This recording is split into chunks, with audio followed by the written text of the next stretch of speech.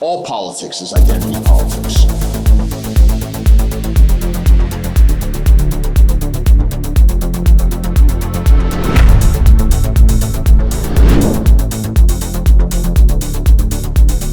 Welcome to Identity Politics, everyone. I'm Kevin DeAnna. What exactly is the left? What exactly is this thing that we talk about endlessly? Now, on the one hand, you could say, oh, it doesn't matter. There is no right and left. These are just terms that go back to the French Revolution, and this is outdated, and yeah, fine, sure, whatever. There's something to it, that there's something there. But we keep coming back to it. Even the people who say they're past it revert to it eventually. And more importantly, come on, the left knows it's the left. It calls itself the left. It has more ideological coherence and self-confidence and will to power than the right. The fact that most independent voices on the right eventually come up with the brilliant suggestion that no one's ever had before, that we need to make an alliance with the left in order to really shake things up, tells you that the left is in fact a real thing. But what is it? Why is there only one left but seemingly many rights? Well, it's simple. For most of human history, the right was simply the default. You had an authority that derived usually from claims about descent from a divine source, or maybe claiming to be a divine source. Aristocracies traditionally claimed they were descended from the gods. Kings too. Priests can speak to the gods. Even militaristic empires would say victory came to them from the gods. This is the default mode in human history. It's hardwired within us. It's why even when people write sci-fi in the future, somehow we get kings and dukes and emperors reemerging, when such a thing is unthinkable today. Hierarchy is always there. It's the natural state of things. But the different sources of legitimacy are different. If you think you're a god king or holding power and trust from the Catholic Church because the Pope crowned you emperor, or you conquered everyone in the name of the rights of man like Napoleon did, or you're just wealthier than everyone and you earned it, so you get to keep it, like some strawman capitalist would say, you're on the right because you're defending the principle of hierarchy. Now, we can argue about what it is to be the true right-wing position, but what we can't argue is that the only thing all these different groups have in common, militarists, monarchists, different theocracies, even capitalists or conservatives, there's a recognition of hierarchy as desirable or at least necessary and inevitable. Even Thomas Jefferson, all men are created equal, right? He defended the concept of a natural aristocracy in 1813. Writing to John Adams, he said, I agree with you that there's a natural aristocracy among men. The grounds of this are virtue and talents. The natural aristocracy I consider as the most precious gift of nature for the instruction, the trust, and government of society. And even said the best form of government is that which allows for the pure selection, his term, of this natural aristocracy into the halls of power. But who determines it? What's the definition of virtue and talents? If you have a certain religion, okay, fine, religion, but really, which God is the right one? And even if we agree on that, which denomination is the right one? And who can interpret his will? You see the issue here. The right is inherently harder to unite because every single one of us, even all of us here, watching and participating in this program, who presumably agree on some pretty important stuff, we all have our fundamental value rooted in different things. Whether it's God, whether it's race, whether it's some philosophy, some idea, some abstraction, some different state model, some nation, there's countless answers. And that's why it's kind of pointless to debate. I don't care about these little intra-right debates because there's no answer to any of this. But what is the left? That's really, really easy. What is the supreme value of the left? We all know it. It's equality. Can anyone even disagree with that? The more of an egalitarian you are, the more of a leftist you are. You can have all sorts of stupid arguments about what is the most right-wing position. You'll get a million different answers. But what is the most left-wing position? That's easy. The most egalitarian one. And ideas get taken to their logical conclusion, even if, especially if, they are really stupid. Years ago, ancient history, there was this anarchist conference I used to go to called the National Conference on Organized Resistance. And I hate to sound like a boomer con, but the stench was like nothing you can believe. Just hideous people. But why? Well, they told me directly. They had like speeches on this. Beauty standards are fascist. They're Eurocentric. It's an act of liberation and virtue to be free of these things. Why did they deliberately make themselves ugly? Why did they get fat? Why did they troon out? Why did they not do basic hygiene? It's not out of laziness. It's a political act. I'm never going to forget the people talking about this, and it makes sense. If your supreme value is equality, what could be a greater challenge, a greater enemy than nature? Nature is the ultimate fascist. People are not equal. Some are smarter, some are better looking, some are stronger. Insofar as you have the power to change these things like character and intelligence and will, that's probably mostly inborn too. At least way more than we're comfortable acknowledging. This is reality. So what do? We deny reality. If beauty is to some extent objective and we recognize it, we need to destroy it if we are to be good egalitarians, even within ourselves. If some art glorifies its subject and makes people look magnificent and strong, well, we need to get rid of it. And we need art that makes people feel small and weak and humiliated. If some people are successful, we need to simply characterize that as the very definition of immoral. The more botched and useless you are, the more moral you are. Because if you don't do that, you're a fascist. And though no one has any idea what the word good means anymore, we all know what evil means in the post-war world. Fascist, Nazi, racist. I mean, guys, look at every single movie, show, college course, news article you've ever seen. What does it mean to be the good guy? It's to be powerless. It's to be the victim. The context, why someone's a victim, why it's morally superior to be a loser, these things don't even enter into it. Any kind of hierarchy, any kind of accomplishment has to be torn down. And really, I can summarize the entire moral order we live under. The essential tenet that you're going to be taught by every journalist and academic and the weak cuck clergy in one sentence.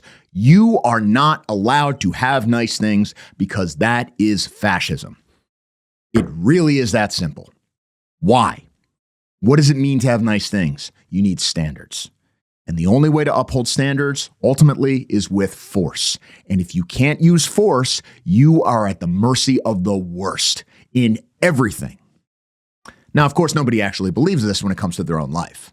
Nobody believes this in love or sex, certainly. The whole point is discrimination. No one feels this way, or at least almost no one feels this way about their own money or their own property. Bernie Sanders and Ro Khanna say, oh, trillionaires and billionaires shouldn't exist. But frankly, why should millionaires?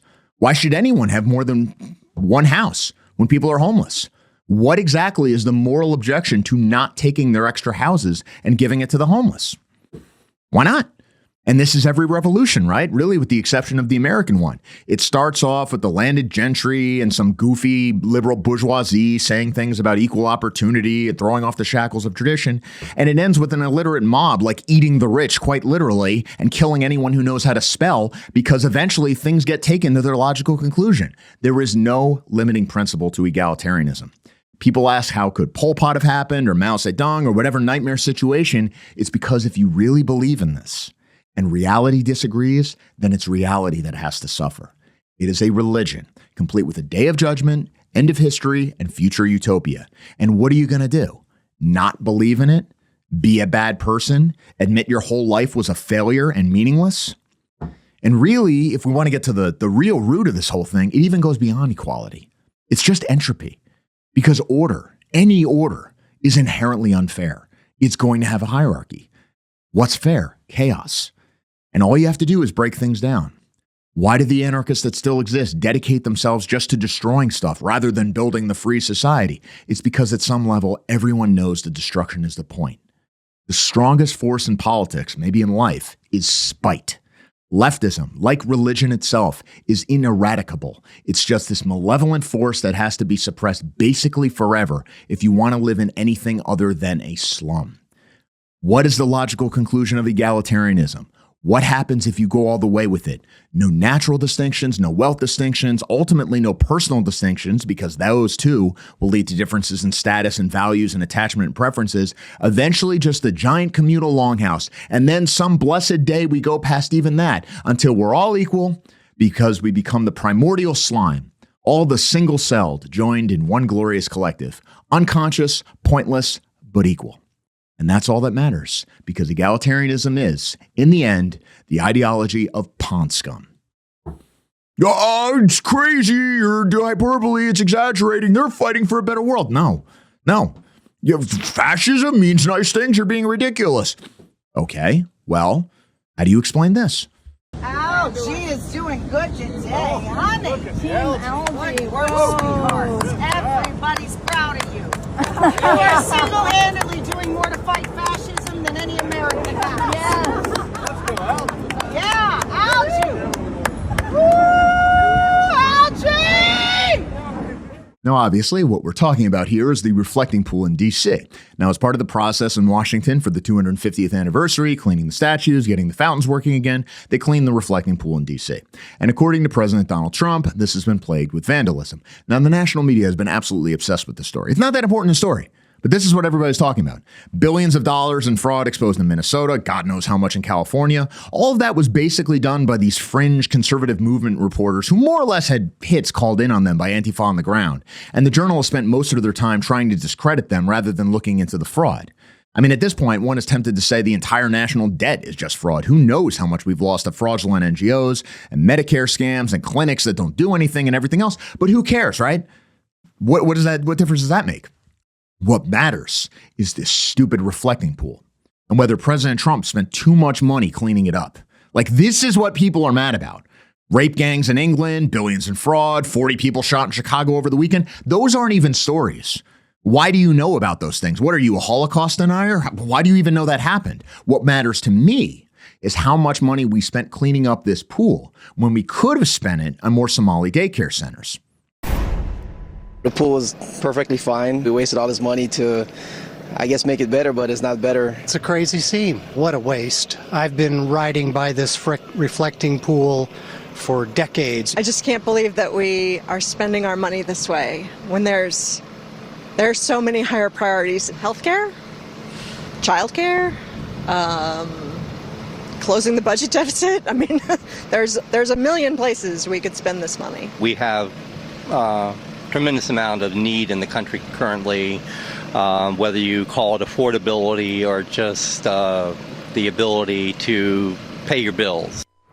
Now, again, to touch on one of the details, but of course the details don't really matter.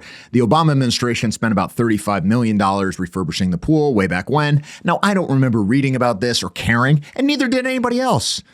It's just what you do. The high-end estimate for what the Trump administration has spent right now is like $20 million. To put that in comparison, the government spends about $260 million on food stamps every day. And that's only the direct benefits, not all the other associated costs. It's nothing. It's a trifle. If you're going to have things, you have to maintain them. But now we have hysteria, total hysteria. Endless mainstream media coverage. You have whole teams of reporters trying to debunk what's going on and everything else. And it's a classic example of it's not happening, and it's good that it is. Because if you read the criticism from Democratic politicians and their friends in the media, the argument is, well, there's algae there, so the effort failed. But also, the algae is good, and trying to clean the pool at all is evil, and also too expensive, because we can use the money to fund, like, what? An hour's worth of operation for one of these NGOs that make sure imported people from the Congo can vote by mail to be trans or something? Oh, you're exaggerating. Okay, well, you have these pro-algae protesters and you have these alleged attempts at vandalism. Now, President Trump is saying, well, people are cutting the lining with a knife and all this kinds of stuff. We'll see. I mean, it's just us, right? We all kind of know the president just kind of says stuff sometimes. Like, maybe he's not telling the truth about this. He says he's going to sue ABC for false reporting on this. We'll see. But we do know a couple things. One, the giant numbers 8647, a not-so-veiled threat to President Trump, are on the National Mall now because of vandalism.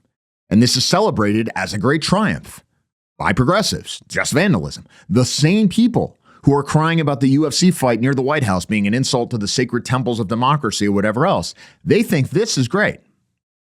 So it's hardly unreasonable to say, yeah, actually, there might be vandalism here. That's kind of what's already happening. And we already know what happened in 2020 to monuments around the country with basically no punishments for everyone.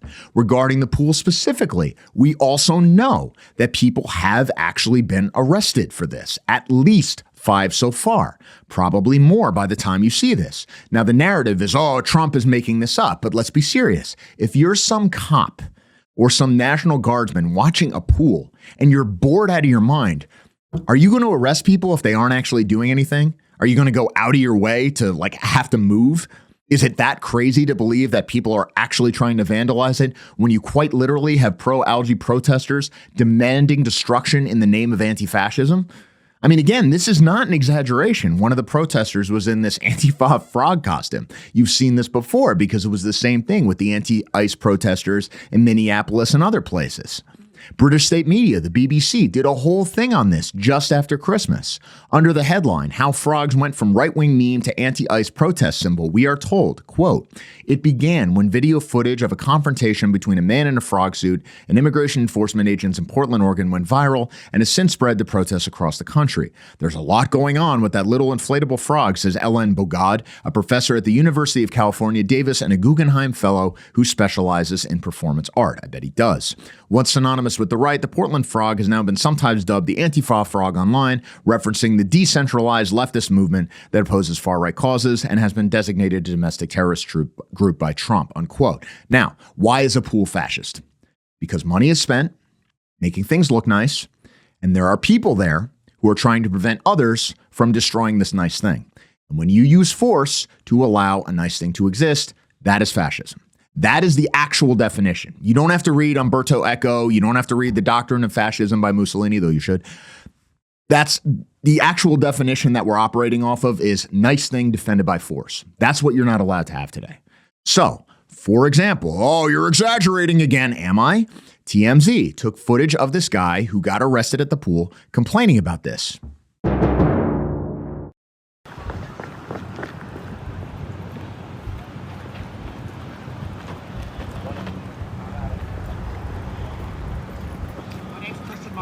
Why do you do it?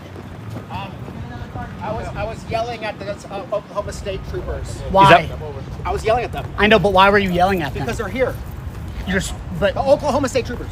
I know, but why would you be yelling at them? Like, Why just would because you they're be- here? I'm just trying to have a better Lick understanding. the boot. If you love the boot, lick it. Lick the boot. They always go to that, right? Lick the boot, right? Now, of course, these are the exact same people who want to use the government to redistribute your income at gunpoint and restrict speech and manage every single aspect of social behavior. So forget about the idea where there's some reality where the boot doesn't exist. Someone's going to lick the fucking boot. Someone's going to be wearing the boot. It is a constant.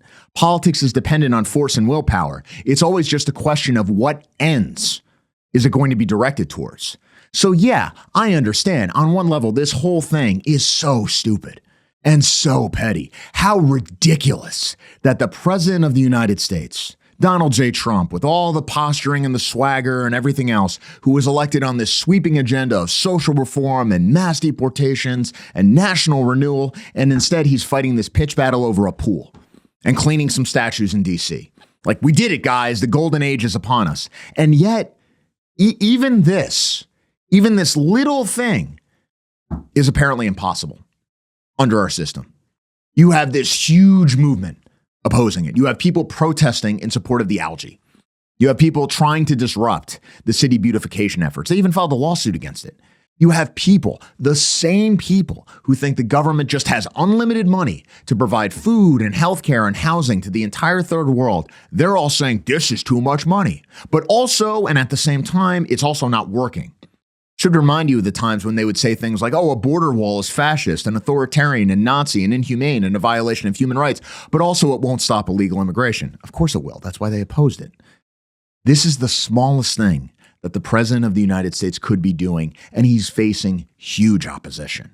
So let's think about this. When we think about mass deportations or cutting waste and fraud in the government or stopping illegal aliens from voting, what do you think happens then? I'm always amazed when people say things like, well, we just need to educate people and then there'll be a movement because we all want the same thing. No, we don't. We really don't. Related to that, consider the claims that President Trump cleaning the algae is somehow illegitimate, like unconstitutional. Forget even it's too much money, like we don't spend billions on railroads that are never built and community resource centers that are just fraud, grants to NGOs that don't actively make things worse. I mean, this is one of the few things that actually make sense. But you also have people suggesting he doesn't have the power to do this.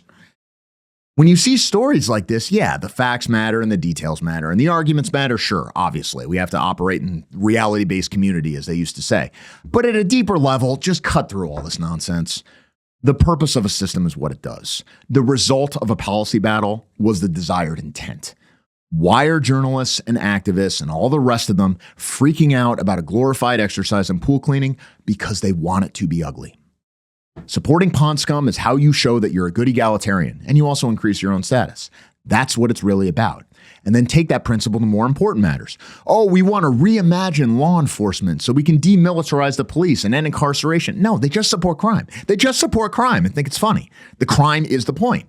You don't need to overthink this. Oh, we need to modernize our outdated immigration system so we can more properly process all these people and link the workers to new jobs. No, they just want to get rid of all immigration controls to overwhelm you.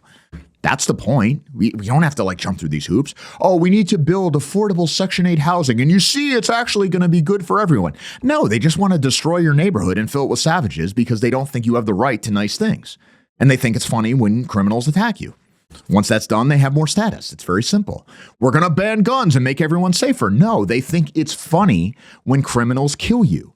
And these laws are not going to be enforced when it comes to them. They're only going to be enforced against you.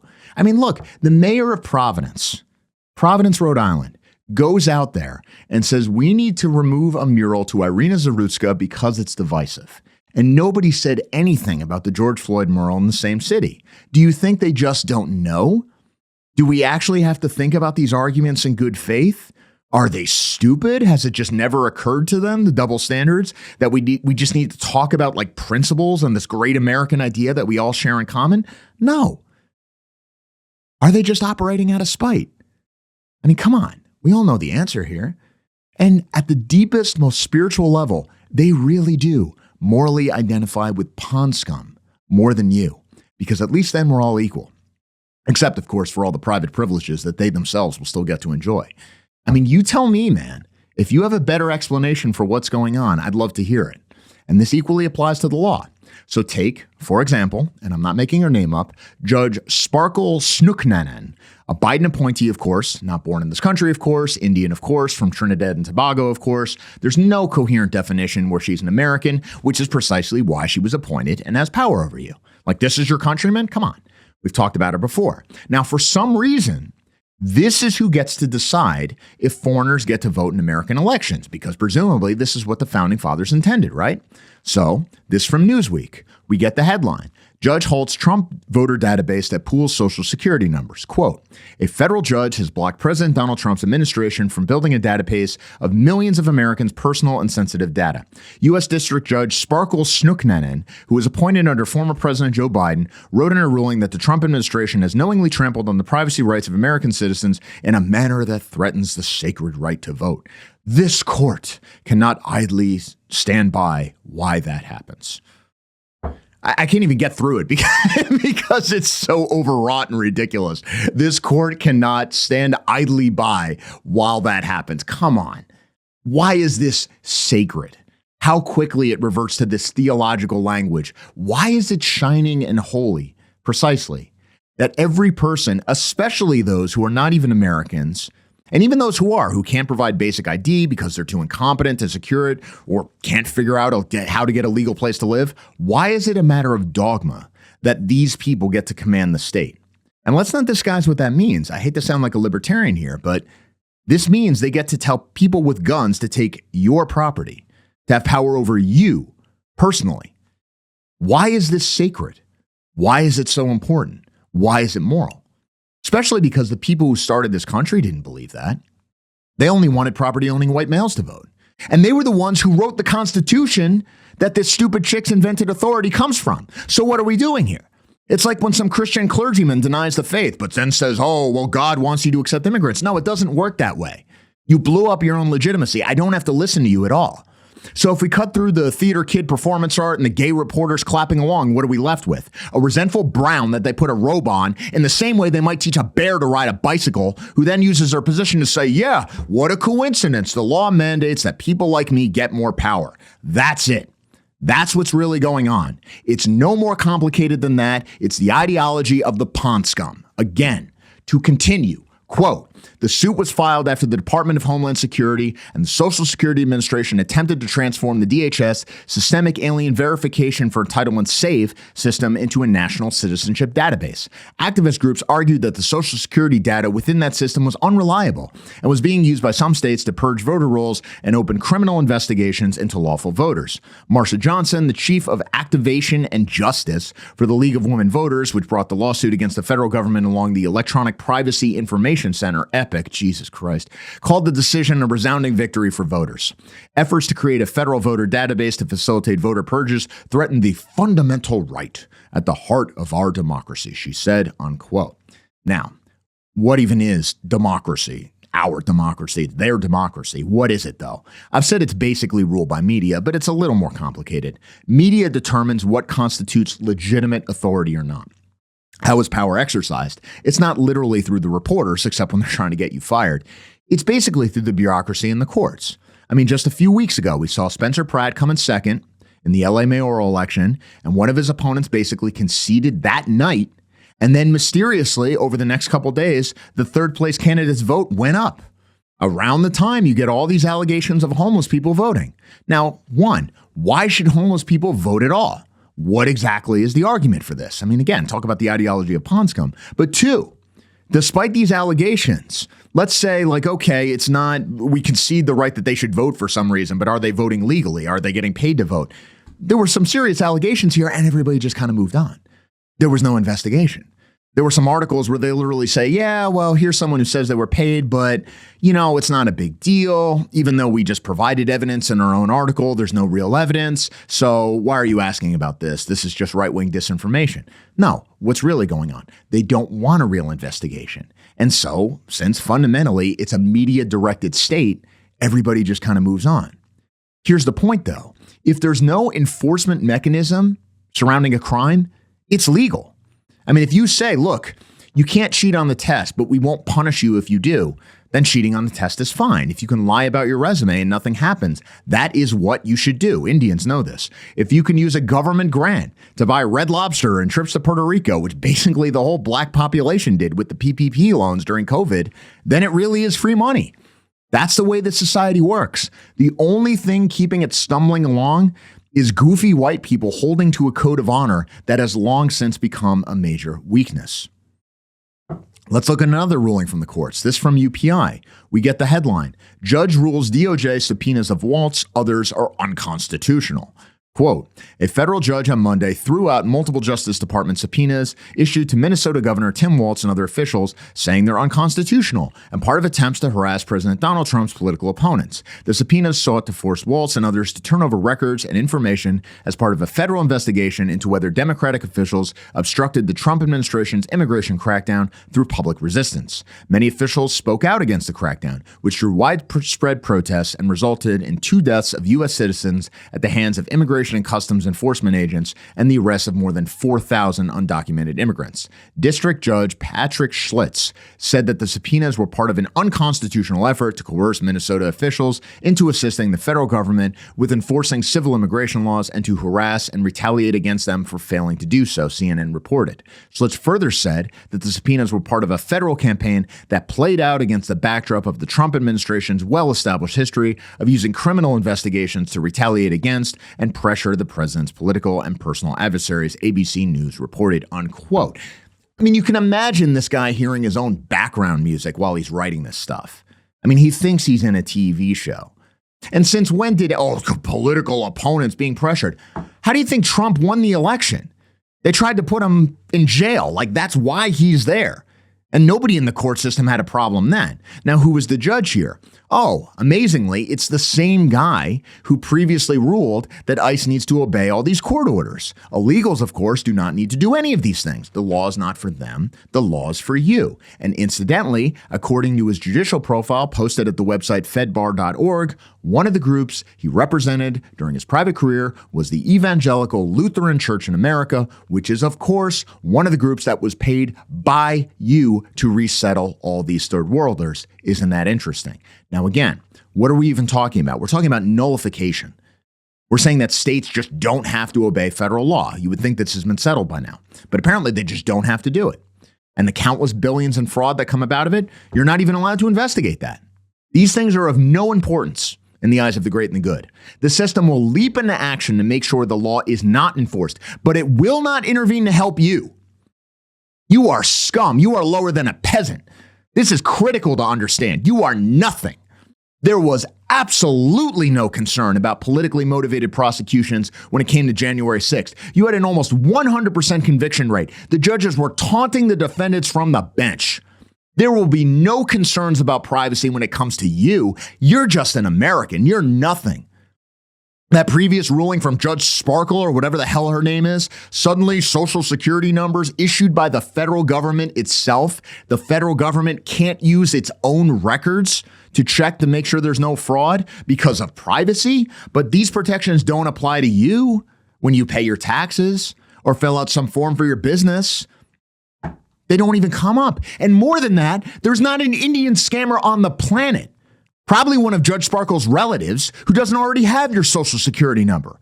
In fact, as we covered on a previous show, the way illegal immigrants work in this country is not by getting made up social security numbers. They get real social security numbers, those of Americans. They get it fraudulently. And this screws over Americans. According to a New York Times story we covered on a previous episode entitled "Two Men, One Identity, They Both Paid the Price," the government will literally come after you to pay the taxes created by somebody else using your social security number. They don't let you off the hook for that. The government won't help you. It will actually punish you more if you are victimized because you're a citizen. And we talked about it in a previous episode, so we're not going to go over it again. But as you can tell from the title alone here, the New York Times tried to make the illegal out to be the real victim. Now, does anyone in the world think a single judge, a single employee at the IRS, a single official in your state is going to use the court system to help you if that happens? That suddenly the concerns about privacy and, the sacred right of the government not to know your business, that any of this is going to matter? No, of course not. These things are not meant for you. They're meant for those who live at your expense. Why? Because they live at your expense. And that's who they want. Politics is about power. And the system we have now has utterly no use for the productive, for the healthy, for the patriotic. Those in power gain power precisely from the parasites, from the botched, from the treasonous. Why? Because those people are a reliable block to build power upon. They are a reliable voting base. You are not. Whether it's pond scum in the reflecting pool or some stupid foreign girl pretending to be a judge, it's all one thing. And it all comes from the same place. What is the way out? The restoration of real authority. I don't want to hear about, freedom and choice and individualism. We're past that, man. We're just past it. You want an escape from the global slum? It's only going to come from strong executive leadership from the top down, like we saw in El Salvador. And that means going over or through these institutions that have outlived their usefulness. President Trump is not the guy who gets us there, but he's paving the way for the guy who will do the things that he is only hinting at. And I think President Trump was necessary. People are not ready for the latter yet, but they will be. Because when you look at what we have now, when the mightiest empire in the world can't clean up a pool or stop voter fraud because some foreigner says it's not allowed, what good is this system? Our sacred democracy? I call it an obscenity, and we need to step over it eventually. Hey guys, quick reminder before we continue. You can follow Identity Politics on Rumble, Odyssey, YouTube, X, and TikTok. And if you want to make sure you never miss an episode, sign up for our email list. If you believe in this work and you want to help us stay fully independent, you can support us directly on Ko-Fi. We offer bronze, silver, gold, and white membership tiers, or you can give a one-time contribution, whatever works for you. Every bit of support helps fund production, research, and our ability to speak freely without corporate or platform pressure. All the links are in the description below. Now back to the show. My guests today are Forrest and Jackson, Frojax, who you have probably seen all over social media. Frojax are two of the most exciting people who have emerged in the sphere with their videos and interviews, also talented musicians, but I admit we'll be talking more about racial politics today. Can't tell you how excited I am to have these guys on. Frojax joins us now. Check it out. All right, Frojax, welcome to Identity Politics. Thank you so much for being here. I appreciate the raids on the live streams and everything else, too. It's good to finally have you on. Great to be with you, Mr. Kevin. Absolutely. So, I mean, you guys are kind of new on the scene and everything else, but I've been following the content. You got a big following. A lot of people have been talking about you. How'd you get started in all this stuff? Because originally it was music, right? That was what first got everything going. Yeah, we've been artists for really our entire lives, actually. But for over a decade, we've been actively improving our skills. We've been producing music under Hurting Murphy, Jackson Price, and Frojax. We've been honing our craft. We've been posting on social media. And we had, we got really good at it. We're expert musicians. That's what we do best, I would actually say. But after some experience in the music industry and becoming more hip to political shifts and just the general zeitgeist, we decided to get involved.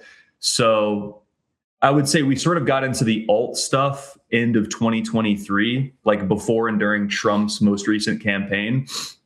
And it happened very quickly.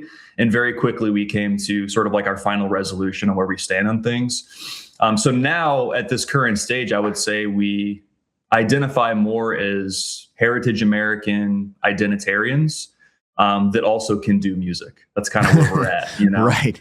None of the music stuff took off that successfully. I had a Do you couple. think it was politics? I mean, that's the obvious question, because the big thing is this: people will be like, oh, the right wingers don't know how to create anything. They always do this sort of thing.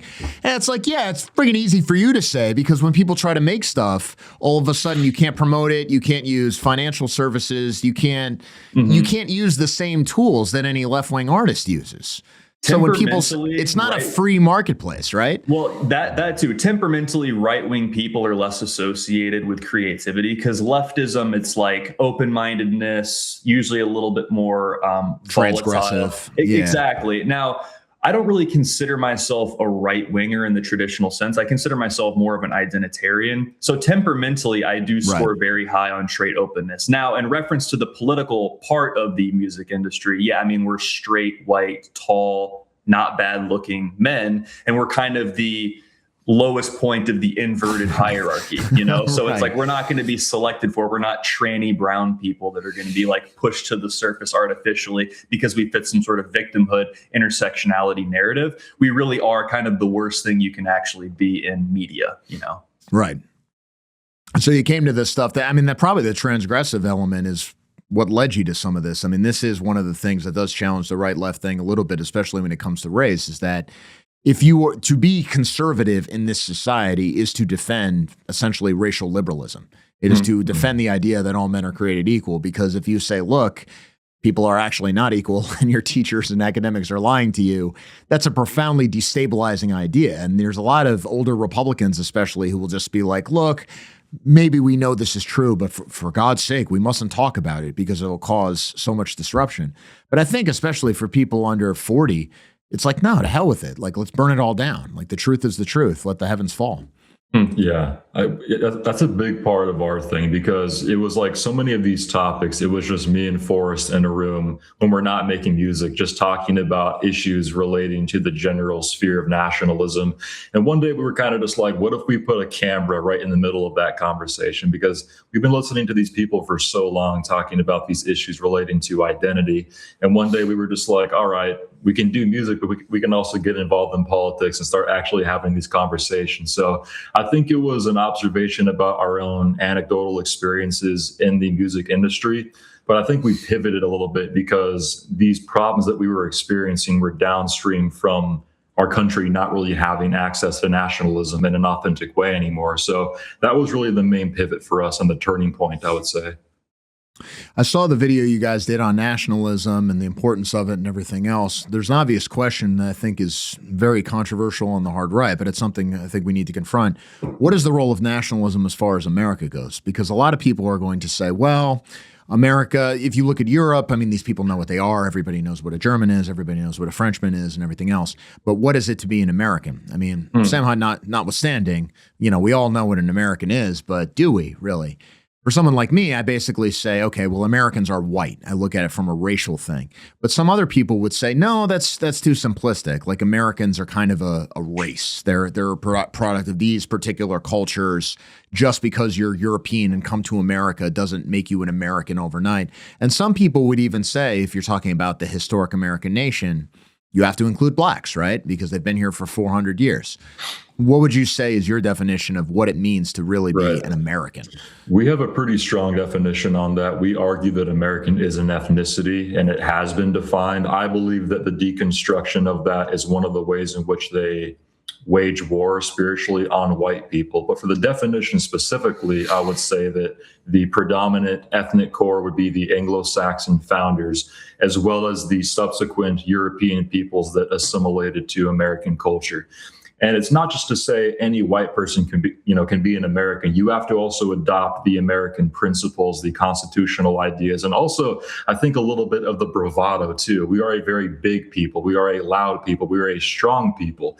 And I think that it's very proven over time that European people can assimilate to America, but people outside of that continent cannot.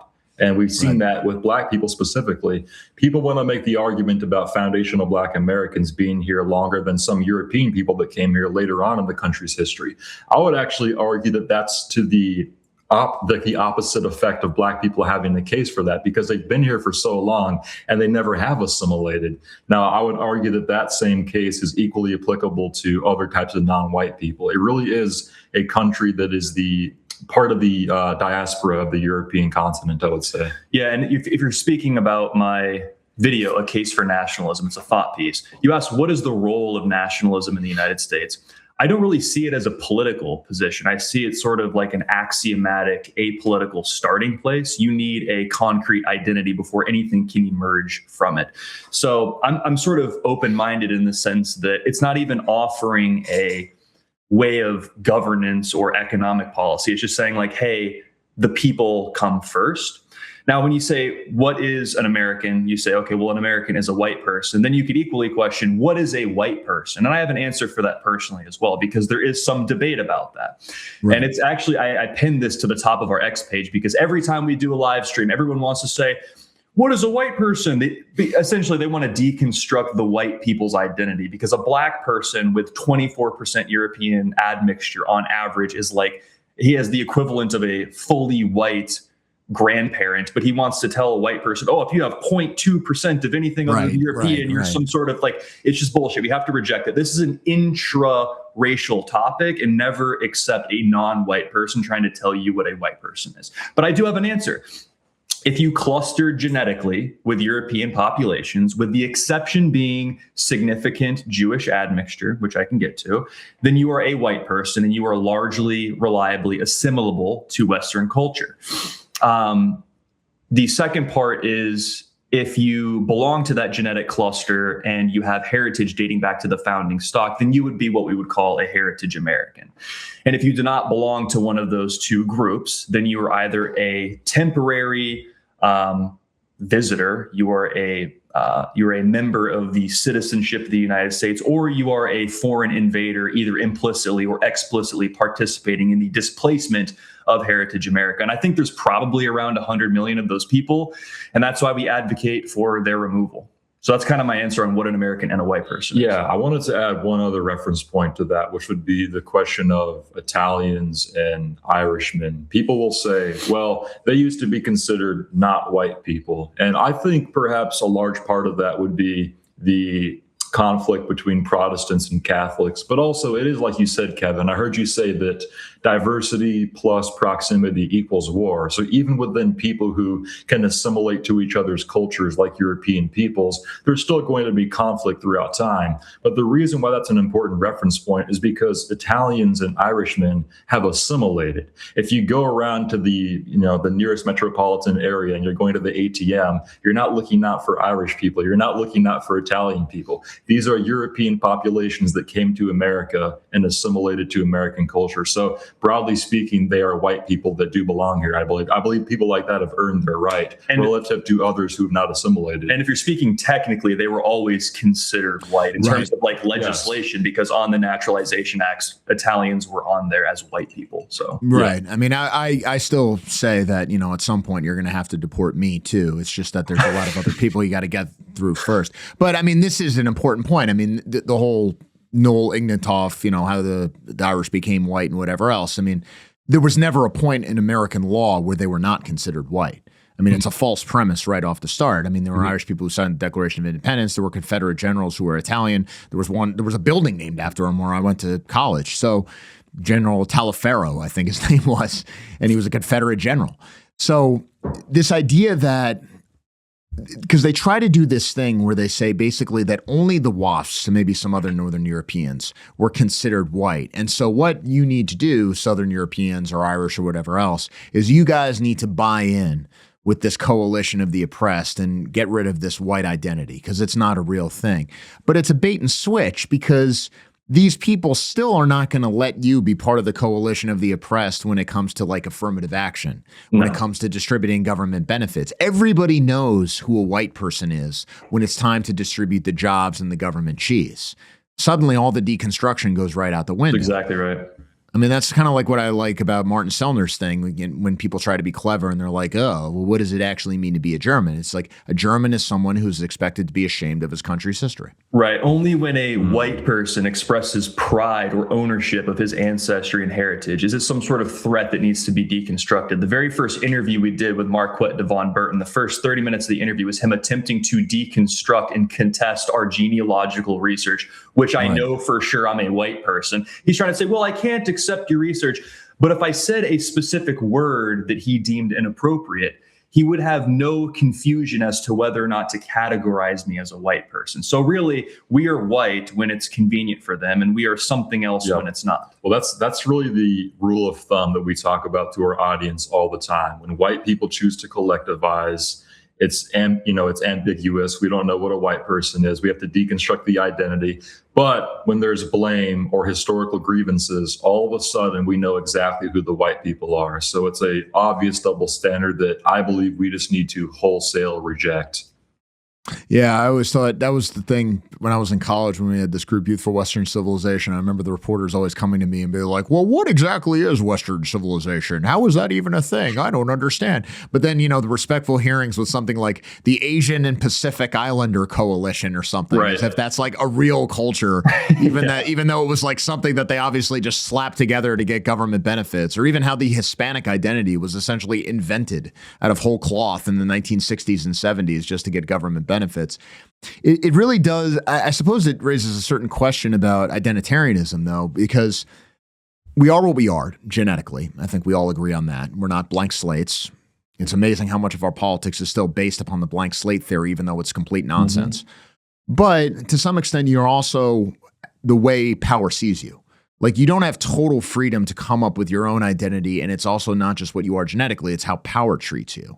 So to some extent, I almost like accept critical race theory, but like from inside out, where it's like we're white because we're treated as white.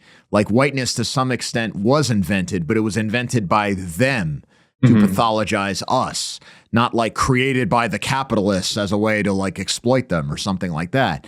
Because how many times do you deal with people, especially on the right, who say, well, I'm an individual or I'm an American, I'm not a white person. And it's like, but that's great. But when you're in the court system or you're before a government official or you're before the media, you're white, whether you like it or not.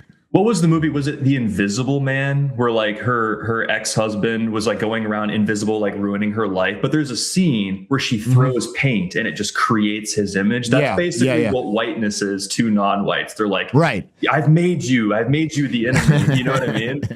Yeah. I mean, So it's like they've made their own. So a lot of these problems that we talk about, they really are a product of either an inversion of or flattening of natural hierarchies. So when we talk about the destructive force of feminism, it's a flattening the difference between men and women. We talk about egalitarian social policy, abolishing Jim Crow and making black people have the same rights as white people and other people. Communism, it's a flattening of economic hierarchy. All of these things are destructive. And essentially, hierarchy the universe is necessarily hierarchical, and sort of this force of whiteness has been created in contrast to the very thing they're trying to prevent. So we just have to win, Kevin.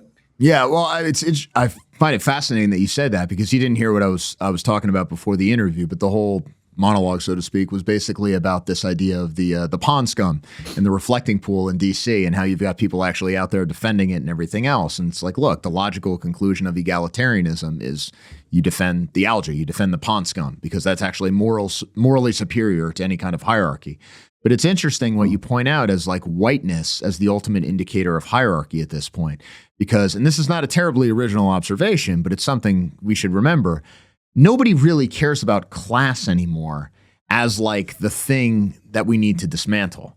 I mean, you have J.D. Pritzker, or J.B. Pritzker, whatever his name is, the governor of Illinois, who's going to run for president. I mean, he's a billionaire, and he's up there talking to us about inequality. But he's doing it because he's got like a trans sister or something like that, and he can uphold all these various minorities and everything else. And even this new wave of socialism that you see taking power in New York City and all these other things, they're not really socialists in the way that Marx or Lenin would recognize. In some ways, they're like left of the communists, as Paul Gottfried would say, because they're opposed to inequality almost on like a genetic level. And there's no positive vision for, oh, well, we're going to build this new society and then everyone's going to be wealthier and more productive. It's almost like they're completely uninterested in that. It's just about like taking what other people have for its own sake. The problem is, I think politically, that's probably the most effective kind of coalition that can be built because, let's face it, spite is extremely powerful as a political force. Mm-hmm. What do you think the root of that is? Like, where do you think that's coming from? Joe Sobran had a great quote where he said, Western man, I'm paraphrasing here, but it was something along the lines of Western man so dominates the world that he presents an image of superiority, even when it's not his intent, even when he's going out of his way not to do these things. And the key phrase is he said, Western man revealed the world to itself. I mean, these same brown people who go to Western universities who talk about their culture or complain about their artifacts being in the London Museum or whatever, they wouldn't even know what their culture is. These artifacts wouldn't have been preserved if white guys didn't take an interest in it and write about it and figure out their history and safely store these artifacts and everything else. So there is this sort of awareness that they're dependent on us. And then they're walking around in our cities. They moved here as the first thing they did after decolonization because God knows they didn't actually want to be independent and live in their own countries. And so that's always there. And so when you're walking around and you're surrounded by people and surrounded by a civilization that at some level you know is superior to what you were able to create yourself, how do you cope with that? You have to tear it down. I mean, what else can you do? And I think politics is biological in a sense. I mean, if you look at a lot of the sexual politics, I mean, how much of it is basically the people who are unattractive or out of shape or what Ed Dutton would call the spiteful mutants saying, well, I can't compete in this hierarchy, therefore let's destroy the very concept of hierarchy. It's easy. There's something almost infantile too about our relationship with nons, and it doesn't make people feel good to frame it this way, but it almost feels like the parental enabler group or like the white people, and then like the infantile addict is the non, and that they resent the fact that our ability to even have these dialogues exist underneath this monumental shadow that is the Western world.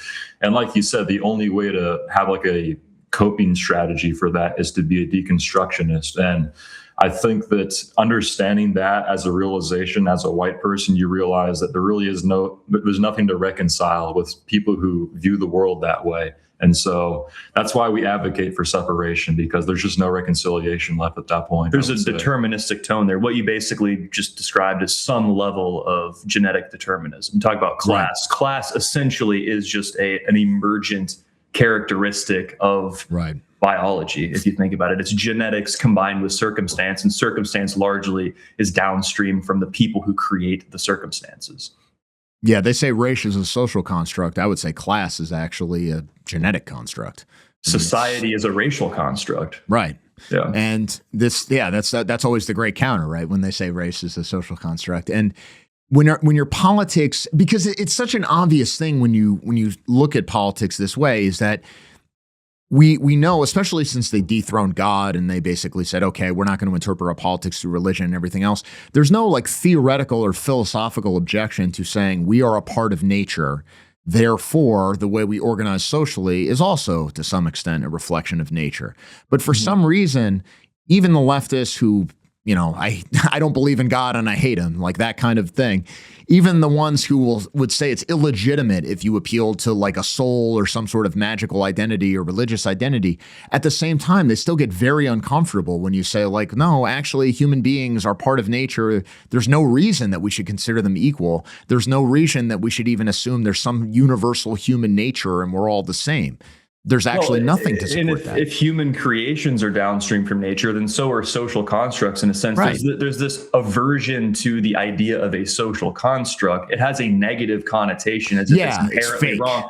Yeah, but like we use and rely on social constructs all the time, like traffic lights and money are social constructs. We'd be saying that those are like inherently bad because they're socially constructed. If we're going to determine whether or not someone's a legal adult, that's a social construct. Do you think the next morning when someone wakes up on their 18th birthday, something magically just happens in metaphysical space that makes them capable of making decisions they weren't able to make? No, you draw a line because you have to draw a line somewhere. And that's precisely what we do with identity because it's useful and it's applicable. Right. And it's always at the margins where you get the kind of deconstructionist games like, okay, well, what about somebody who's 75% this and everything else? Like at a certain point, like all of these arguments are inherently in bad faith. Yeah. I mean, it's like Steve Saylor would always talk about when he would say a race is basically an extended family. And it's like at a certain point, you can play these games with family. Is family a valid construct? You think yes? Okay, well, what about your second cousin? Is that part of your family or whatever? At a certain point, it's just like, you know what? Shut up. Like, and how about this? It's words have to mean things. Is Nick Fuentes white? How about this? It's up to us. Is he behaving today? If he's behaving and he's pro-white, then he's white. Are Jews white? Well, I don't know. How about this? Jews, when it's convenient for them, they claim the title white. And when it's inconvenient, they separate themselves. How about this? It's up to us. If I want a Jew to be white, I'll claim him. And if I don't, then he's just a Jew. It's up to us. Well, that's the thing. It's within. You're right. And I mean, that was the whole point when Sam Hyde was talking about like the who is an American and everything else. Like we can debate these kinds of things among ourselves. But then when whoever Singh comes along and starts screaming about how our history includes him, it's like this conversation isn't for you. When like some Asiatic scoundrel. Yeah. Ro Kahana doesn't get to tell me what like America means or something like that. There is, of course, something to the idea that there are some certain genetic elements. So, I mean, one thing I did want to return to real quick, which you brought up earlier, is how related actually different European peoples are on a genetic level. Mm-hmm. And I think I know the exact study you're thinking about, but Jews are something outside that. If you just look at it, I mean, and this is not like, oh, cultural or did you know the Talmud said blah, blah, blah. Like, no, this is just the genetic reality. It's a little bit complicated. Like if we're going to go down the deconstructionist route and like my mind is geared that way, I'm very like open to ideas and I've thought about this stuff a lot. So it isn't purely just genetic clustering. Obviously, identity is something that emerges from the genetics. So it's like if you're 100% Ashkenazi or Sephardic Jewish, you do cluster outside, like south of the Mediterranean. So you're technically not a European. But let's say you're like half Ashkenazi, half German, you would cluster with Europeans. But here's the thing: it's like, is a Jew white? Is a Jew not white? Well, they have a distinct, even if you call them white, they have a distinct set of historical and circumstantial grievances that inform their cultural attitudes against other white people. And if it was as simple as they are just white, then the Holocaust would have been a genocide on white people. It's never framed that That's way. What Joy Reid actually, I think it was Joy Reid who actually said like, well, why are we talking about the Holocaust? That was just white people genociding other white people. Right. Well, you could frame it that way if they truly are simply just cut and dry white. But it's like, okay, well, what is a Jew? Well, they're not just exterminating religious Jews. It's like if you had two or more ethnic Jewish grandparents, you were a Jew and you were excommunicated. So it's like, okay, we never label things as like the Germans genociding other white people. It's Jews when it's convenient to frame it that way. And they're white when they want to blend in with Western society, which of course they do, because who doesn't want to blend in with Western society? Right. I mean, one thing we have to confront, especially when we think about identity and citizenship and everything else, if we ever get to where we need to get to, and we'll go to that in a second, because before I do want to talk about like practical politics a little bit, but let's dream for a second. If we got the kind of political model that we wanted, at some level, I think the whole idea of citizenship being based on passports or even birth or something like that is just completely outdated. I mean, at this point, if somebody says that they're legally a German, a Frenchman, an Irishman, or an American, that tells me basically nothing. Certainly that's already true in South America. I mean, if somebody says like, oh, I'm from Colombia, I'm from Argentina, I'm from Mexico, they could be any race. I mean, that means literally nothing. Right. So really what we're talking about when it comes to the nation, at some level, I almost think that like citizenship should be determined on a genetic level, especially as we go forward with the way technology is going and everything else. I mean, you can tell there are objective answers at this point, whether somebody is part of the people or not. Now, that sounds fantastic, and it sounds LARPy and everything else, and I freely admit that. It's not the kind of thing I would like advocate if I was running for office. But at the same time, it's pretty ridiculous that we have to operate under the idea that, like, say, Ilhan Omar is an American, let alone someone who like represents us in some way in Congress. And like that seems to me far more absurd than any like sci-fi scenario that I'm coming up with here. What you look like matters, and people want to reject that as if it's superficial or even archaic. But that is, I mean, when you walk into a room, you don't see somebody's passport, you don't see somebody's driver's license, you see their face and their build and the way that they behave. And so I think, dare I say, perhaps we would require some sort of Americanized Nuremberg set of laws where we can actually determine who somebody is, because clearly going based off of papers, it isn't working at this point. Right. And fundamentally, this gets to the question of what does it mean to be white? Because unfortunately, regardless of how things play out for a while, whites are becoming something of a diaspora population themselves. I mean, we don't have sovereignty in this country, and few Europeans do at this point. I mean, maybe some of the Eastern Europeans kinda, but nobody really has like total control over their own homeland in a way that I think non-whites take utterly for granted, even when they live somewhere else. I mean, these people who claim asylum will go back to their home countries on vacation. So when we think about, well, what does it mean to be white, and what does that mean in terms of a kind of solidarity among all white people, is that something that's politically meaningful at this point? Because certainly if you go online, the Europeans and the Americans are always fighting over this kind of stuff. We do have different interests, but at the same time, and maybe this is just like American arrogance talking, I feel like I have more in common with a German whose language I don't speak than I do with a Black American who lives next door to me and who's been here for 400 years. And I don't even think it's particularly close. Of course. Yeah, of course. I mean, in accordance with nature's law, there's nothing more right than the preservation of one's own race. And if you're talking about politics, what is politics? It's just I think we're getting a little bit of a... Is that our end? Is that on our end? Beeping? Okay. Oh, sorry about that. Politics is just a replacement for war, effectively, is what it is. Right. And if you're talking about an international strategy where white people who are reacting to, waking up to this survival mechanism that is going to become progressively more important, where we're being replaced in our own nations and our identities being deconstructed, I do see the prospect of some sort of international pro-white coalition forming, because our numbers relative to the other populations in our respective countries are becoming much smaller. Obviously, there's more white people on the planet now, but we're talking about proportionality. We are becoming, a lot smaller populations within our own homelands. And so to the people that are reacting to that, I do see the prospect of some international political coalition forming on that basis. How that would take shape would be difficult, because obviously we're not in geographic proximity to one another. But I do share your sentiment that, of course, I have much more in common with a European person than some scoundrel in the ghetto who speaks Ebonics, which effectively isn't even English. It's like a different dialect, effectively. So Right. there is a strong relation there, I would say. Do you think that whites could ever become this? I get it's a term that's used as a term of abuse, but it's something that I've claimed in the past, and so I couldn't back away from it even if I wanted to. The term white nationalist. Implicit in that is the idea that whites in and of themselves are a people, and that you would essentially have a country that is for whites, even like a kind of lifeboat, you could say, like a thing of last resort for white people, in the same way that you'll see Zionists defend the idea of Israel as like, this is our fail-safe. If like the rest of the world goes against these people, this is where we go. And this was always kind of the argument for white nationalism, the idea that whites are gradually being forced into becoming a people in and of themselves. I would argue to some extent that's what happened with white Americans.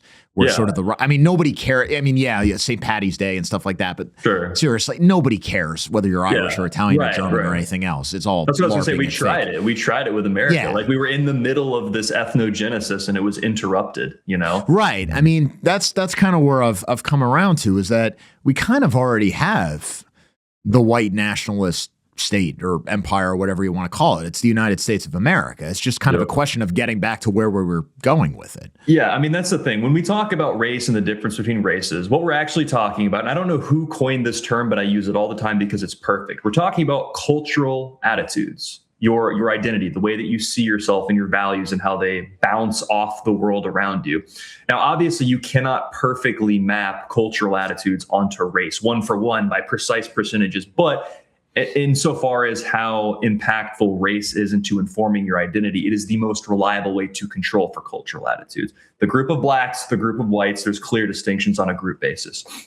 Now, obviously, you can't really do that in terms of like, if this guy is this percent Italian or this percent Irish or whatever it is. What I think will happen now is it will be people who possess these certain cultural attitudes that we're looking for will sort of resort to the center, sort of like blood cells gathering around a wound, and they will consolidate as whites, as this new label of whites, and it will be sort of a wide European diaspora, people who descend from all the different European continents, and they will consolidate and they will start a new ethnogenesis, and everything around it will sort of just decay and die off. I mean, something like RTTL, who knows, in 30 years, that could be like the new Israel for the true Israelites, the white people. So, I mean, I don't know if I see... I don't know what the future holds. I don't know if we're going to get our 150 million deportations. I don't know if we're going to get our unprecedented mass remigration. I don't know what exactly, or if, you know, this could never happen. But hypothetically, I would be way more okay with just saying, okay, let's designate a series of countries in Europe. All the white people around the world just go there and we'll figure it out and everybody else can kind of fuck off. That would be something like in theory that would work better than the alternatives. But something's going to happen and it is going to be eugenic. Yeah, there are certain selection pressures that are taking place right now. I mean, if you look at the way the sorts of people who have the conventional liberal attitudes towards race, they're just not going to be there. I mean, they're being essentially winnowed out. And whatever comes out, I mean, if I'm trying to be an optimist about this stuff, whatever comes out on the other side of this selection pressure is going to be harder, more defined, more insistent on its own identity, and more willing to do what needs to be done to defend itself collectively.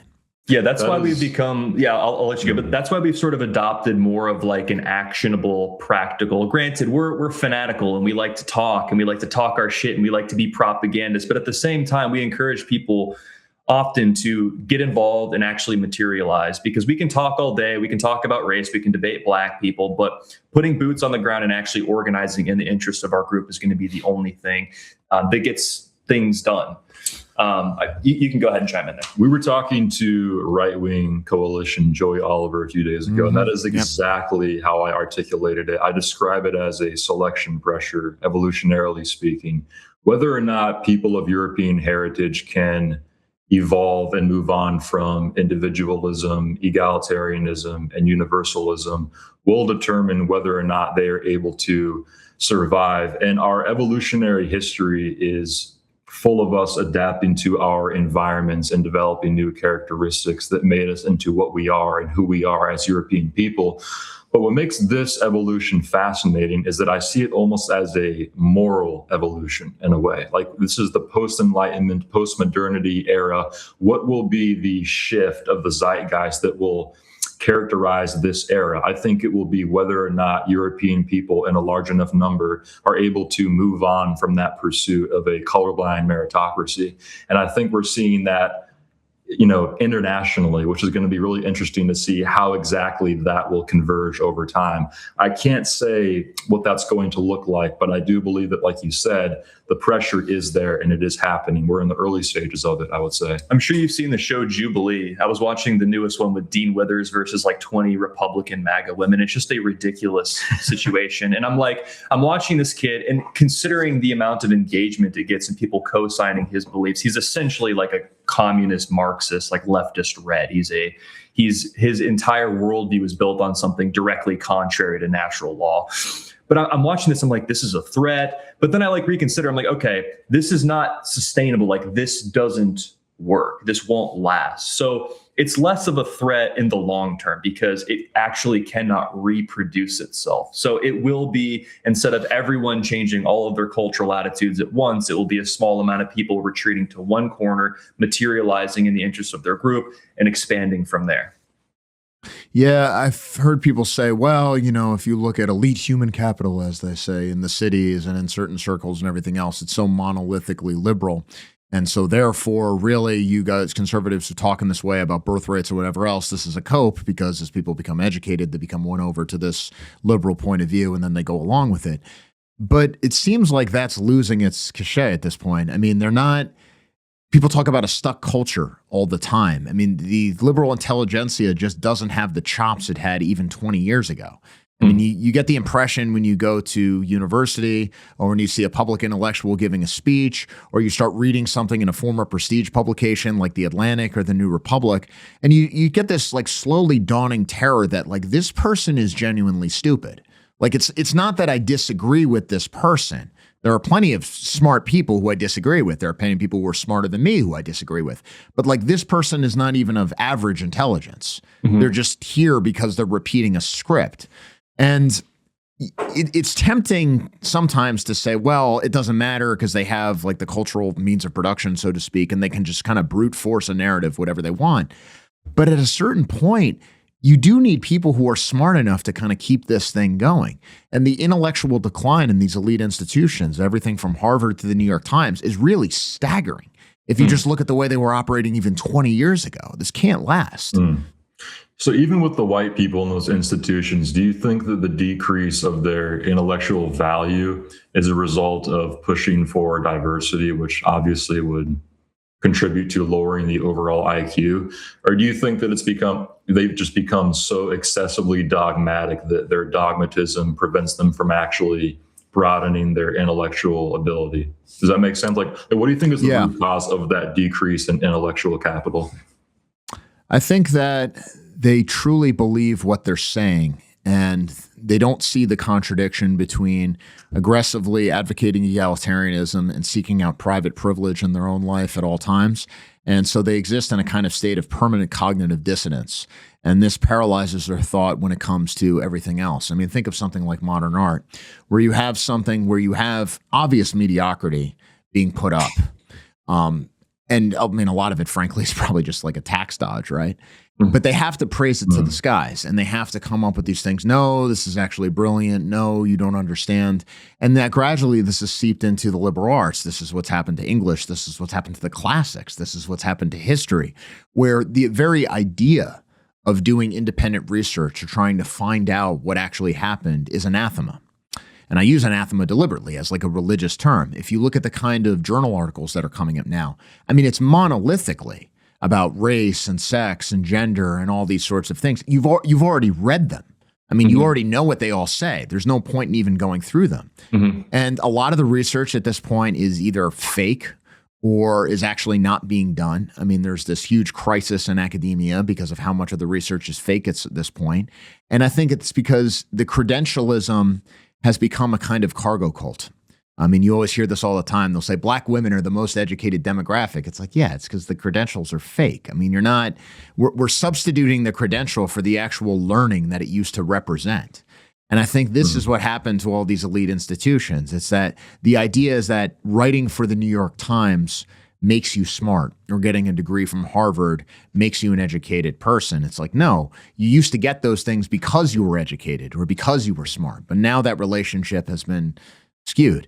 And I think that does fundamentally come from the ideology of diversity, because there was this naive assumption among white intellectuals in the 1960s. And you could say, well, maybe there were some Jews who were like plotting this and everything else. And it's like, yeah, but let's face it. If you look at the WASP establishment, I mean, the 100% WASP establishment in the 1960s, like they went along with this.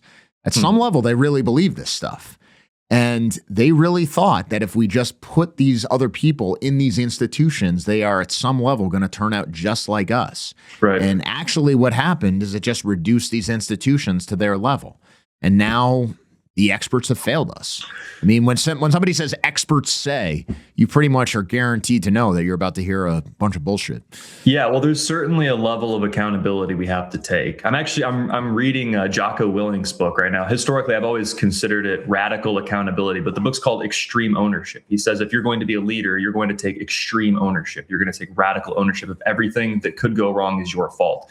And as white people, that's what we need to do. The reason why black people will never dig themselves out of the holes that they've created, whether it's by circumstance or historical grievance, is because they have a perpetual group level victimhood narrative that even despite us controlling for it in every possible way by giving them favorable representation in movies and Black Panther and putting them in all the Netflix shows, they are still going to continue to blame everybody else. And I do see white people falling into this sometimes.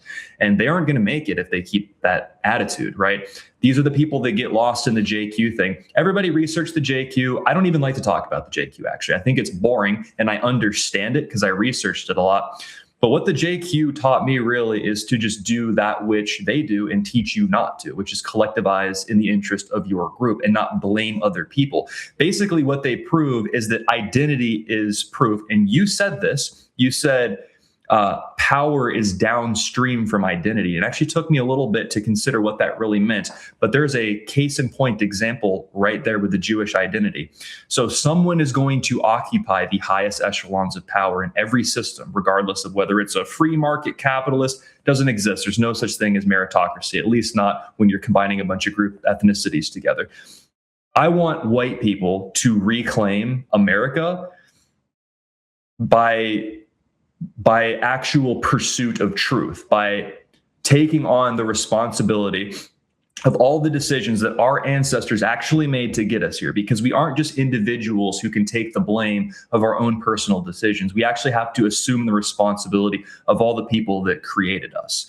You know, this was for us. This is our birthright, but we can't like sit around and infight and blame Jews for everything. It's not going to work. So that's sort of like my big white pill that I've sort of been coming to. I did have a question for you though, Kevin, because you're talking about, you've been doing this a while and I have not been in politics for very long. I'm just kind of some normal guy.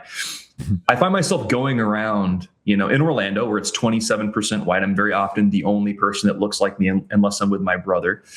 And whether it's getting my blood drawn like I just did a few hours ago or going to the bank, I look around and I'm not a super genius, but I'm observant. And I think to myself, there's no way this can work. This can't last. It's deteriorating. But I also have some sort of faith like underneath it all. And my attitudes towards it are becoming more like action oriented rather than victim oriented. And I would be curious to know, you've been doing this for 20 years. I'm sure you see a lot of the things that I see. I don't know how bad like the parts of Virginia you're in are, but you have access to the internet, so you're aware of things going on. How did your attitudes towards like race and everything, you've been writing for Ammon for 2 decades, how did you, if you can give me like a brief synopsis of like what you were like 20 years ago and your predictions for the future versus now? Because I understand that getting lost in my echo chamber is a bit of a trap. I know that we have a distinct set of circumstances that men have never dealt with, but in every generation, every set of men had a distinct set of circumstances that had never been dealt with. So I don't want to assume that this is some sort of thing that's insurmountable. I think everybody sort of felt that way. So did you feel that way 20 years ago? And 20 years later, how do you reflect on that? It's a good question. I think 20 years ago, it was weird because I was the most establishment I ever was. I mean, I was on the Hill for a little while, just like interning and stuff, and then did conservative movement stuff. But, you know, you're surrounded by congressmen and senators and big donors and all this kind of stuff.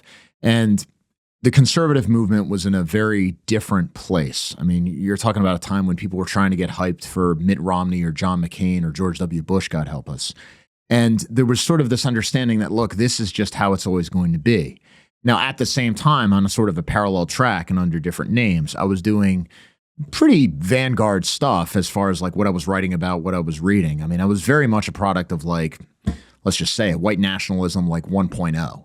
I mean, whatever extreme tract you're thinking of, like if you read Siege, oh yeah, like I've got the copy, you know, I was reading Harold Covington, I was reading like this kind of stuff. And then I was going to work and writing about like why the Import-Export Bank is actually about, you know, this is, and that was fairly typical. And I think that I knew a lot of people like that. I know a lot of people who operated like that for a long time. I think in some sense that tension is where like the original alt-right came out of.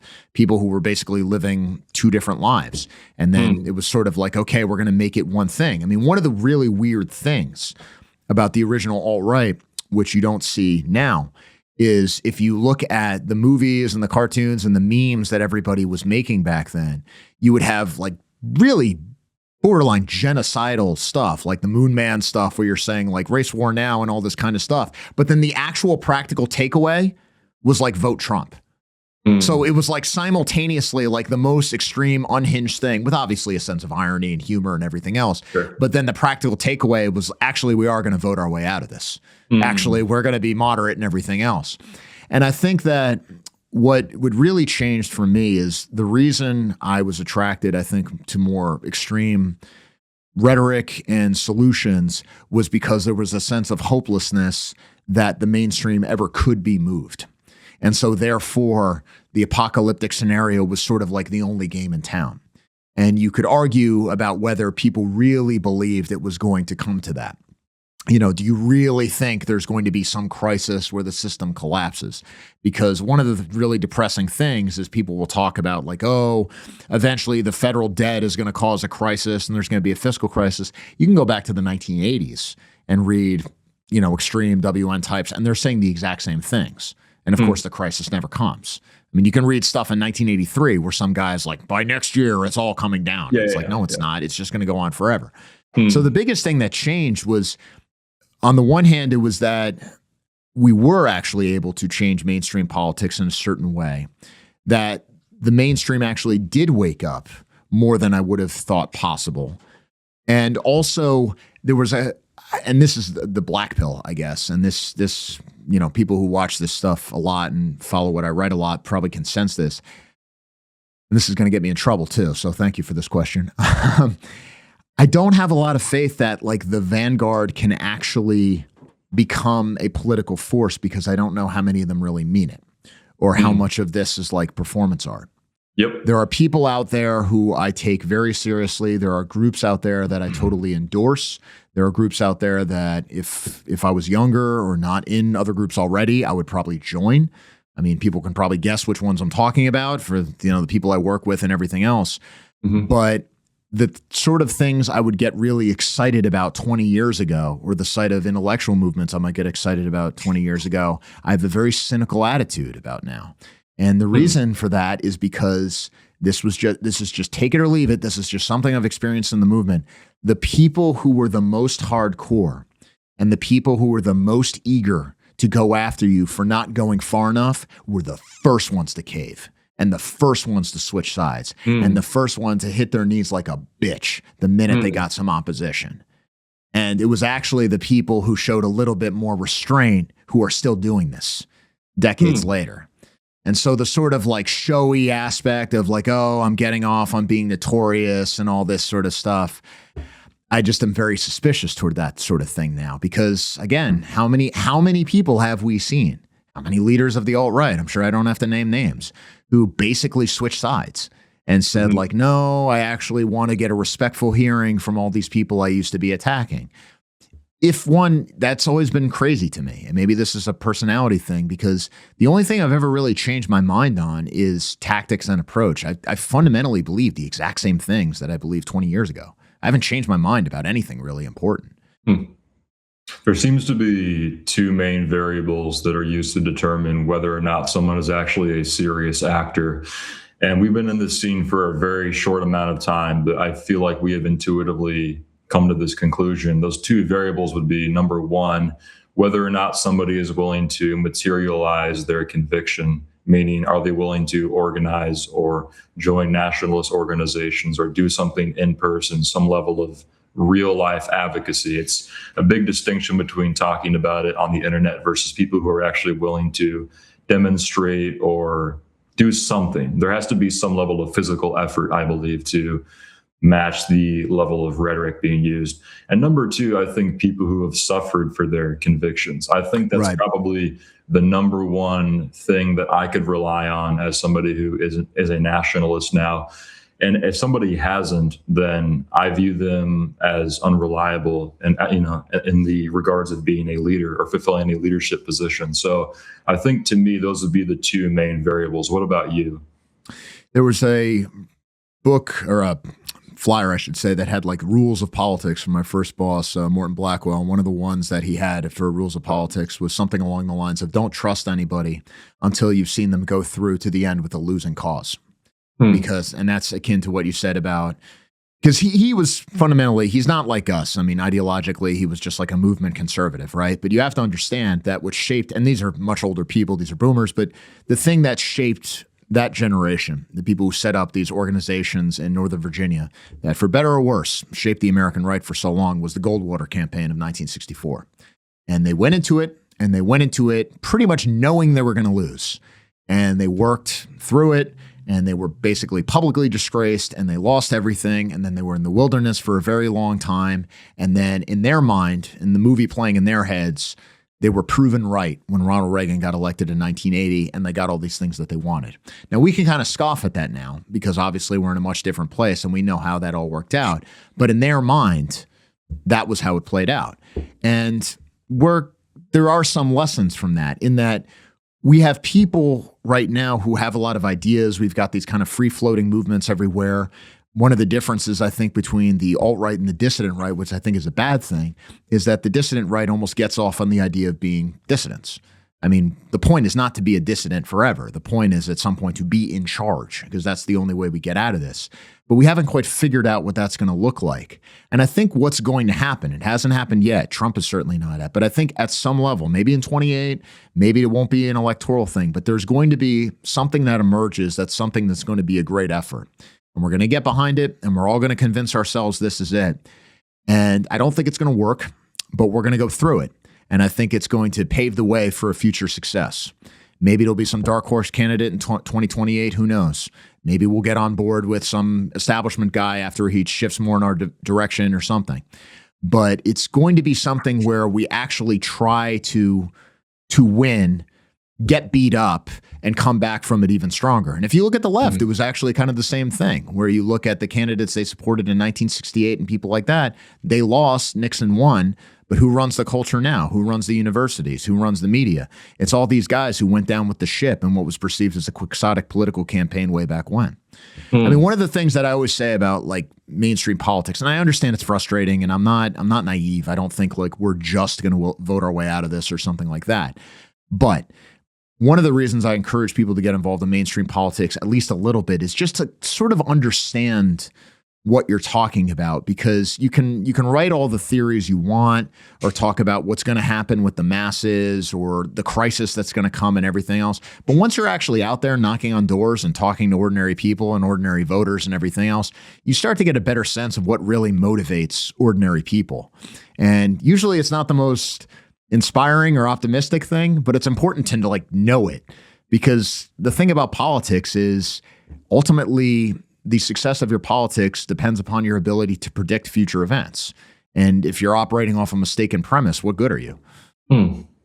Very true. Yeah, I mean, money is the chief driver of many institutions, science, technology, medicine, politics being one of the main ones. Otherwise, there wouldn't be lobbying groups. So hypothetically, I mean, there are political solutions, hypothetically, on paper, right? I mean, we still have the majority of the money. White people still numerically are the majority. Even if we go below absolute minority, will still be the biggest minority. So if we get enough white people on the same page, let's say we had an Elon Musk type person who was just a little bit more pro-white and wanted to put money behind some dark horse or something like that, we could make a lot of impact in a very short amount of time. Yeah, and if you think about, I mean, let's talk about something that's happening with the GOP right now. So obviously Vance, Vice President J.D. Vance, is being sent to negotiate this deal with Iran, to end this Iran war. And one of the interesting things is that so many of these people in the conservative movement, who certainly do not have the clout they once did, but were basically being propped up by President Trump while the Iran war was still going on. I'm referring to Mark Levin, Ben Shapiro, people like that who are supporting this foreign policy. Now, all of a sudden, they've turned on Trump, but they don't have the courage to name Trump. They're going after Vance. They're going after Vance, and they're saying, no, Vance is actually a stooge for Iran. He's weak. He's all these sorts of things. And it reminds me a lot about what was going on in 2015, where you have this sort of effort to gatekeep the right and get everybody in line. And there seems to be this assumption that after Trump, we're all just going to go back to the way things were in 2012 or 2014. Vance, I think, whatever people think about him, and I know there's a lot of different opinions on there, but I don't think Vance is the kind of guy who really would have been accepted in the GOP of 2012 or something like that. And frankly, Vance is probably on the left of what's coming next. But there is a danger that they could just go back to it because, as you say, it is fundamentally about money, and there are not a lot of guys with deep pockets on our side. And as Curtis Garvin, again, whatever people think about him, often says about Elon Musk, look, the amount of money that he has, he could buy California politics. He won't do it. Right. Like our rich, our corporate elite have no like real will to power. They're not like Italian merchant princes in Florence or something like that. They want to run away. They want to like have opportunistic and selfish. Yeah, they want to have a bug out in New Zealand or something like that. Sure. Like we don't have like these kinds of guys with like what the Italians would call virtue, which was not like virtue, but it was more like masculinity, a will to power. And like this is what I think we're looking for. But I think that is going to come. Yeah. I mean, I think that Trump has changed things in a way that I think people are only beginning now to understand. But the question becomes, what happens with the American right after Trump? And I'm going to turn it to you guys because, and I think this is just a product of my age, I'm 43 years old. When I look at Trump, I think, wow, look at how different things are from 15 years ago. But if you're 30 or younger, you're looking at it and saying, is this it? Nothing fundamental has changed. This is only the beginning of what we need. So for the first part of what you were talking about, I'm a little bit surprised that the GOP is trying to pin blame on Vance because my understanding of their political strategy originally was that they were going to use Trump as a bit of a Trojan horse and then sort of blame the lack of popularity of the Iran war on Trump, sort of like he's setting the building on fire as he's exiting stage left, right? And then propping up Vance as his successor. So I'm a little bit confused as to why they're doing that. Perhaps the GOP at this point is just drunk on its own arrogance and it's just eating itself because it is, like you said, this massive abyss that is the populism of Trump has created this just huge hole in the heart of politics. And I have a hard time believing that it will be a possibility for us to just return to some sort of normal political environment because the fourth wall has been broken in a sense. And Trump, I think, was the catalyst for a lot of that. I think that he was parasitized by this foreign adversarial force, but something has to come after that. And I think there will be a period of people trying to acclimate to the post-Trump era, but something in terms of scale and popularity, and also something people don't talk about, something equal in sex appeal will also have to, reciprocate that energetic force. And so I do think it's going to be something like nationalism, because even if the monetary resources are lacking, it's cooler.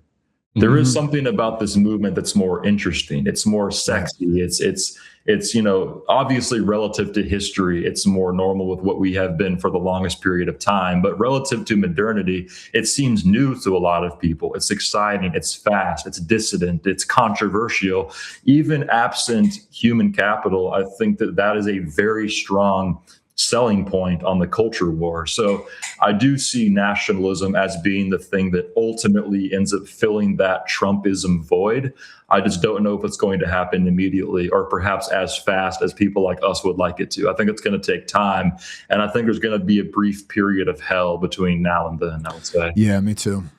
Yeah, do you think Vance is perhaps just expendable because there's no way he's going to win in 2028, That's kind of how I viewed it. If he runs, I mean, I think people can say a lot of things about Vance, but I don't think anybody thinks he's stupid. And I think that Vance is smart enough that if he really feels like he's going into a buzzsaw, he just won't run.